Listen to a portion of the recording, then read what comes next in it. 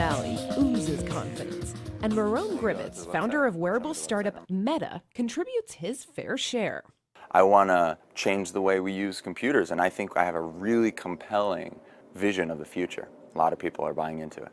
This is Gribbets' future-forward device, Meta Space Glasses, a pair of augmented reality specs that layer digital information and content that users can manipulate over their field of vision. Meta, in analogy, has a stereoscopic pair of glasses with a projector that projects to each eye, allowing for a 3D screen that wraps around the entire world. And the analogy to the mouse and keyboard is this camera that can track the edges of your fingers and their location in space at really high dexterity and low latency. In a video highlighting how the glasses might be used, Meta presents a mind-boggling world where free-floating virtual shapes can be molded, then actually produced with 3D printers.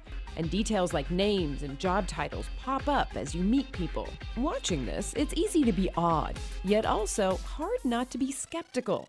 But during a recent visit to their makeshift headquarters in the Los Altos Hills, we experienced some of these demos firsthand.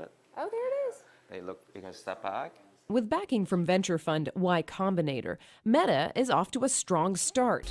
It's received pre-orders from 1,300 developers that want to get their hands on the glasses. Architects looking to create 3D models collaboratively. That'll be the first collaborative computer. There are surgeons who want to track CAT scans to the body and sort of rotate them with their hands in 3D as they perform surgery, because their hands are bloody so they couldn't touch an iPad. I mean, there's so many use cases that are coming in and surprising us. Meta's success will in part hinge on a robust app store, and there are other non-trivial hurdles. The prototype is a bit on the bulky side, but Meta's goal is to shrink down the technology so that ultimately the device is the size of a pair of Ray-Bans. All this reminded us of another tech company's wearable device, Google Glass, though Gribbets doesn't see the similarities.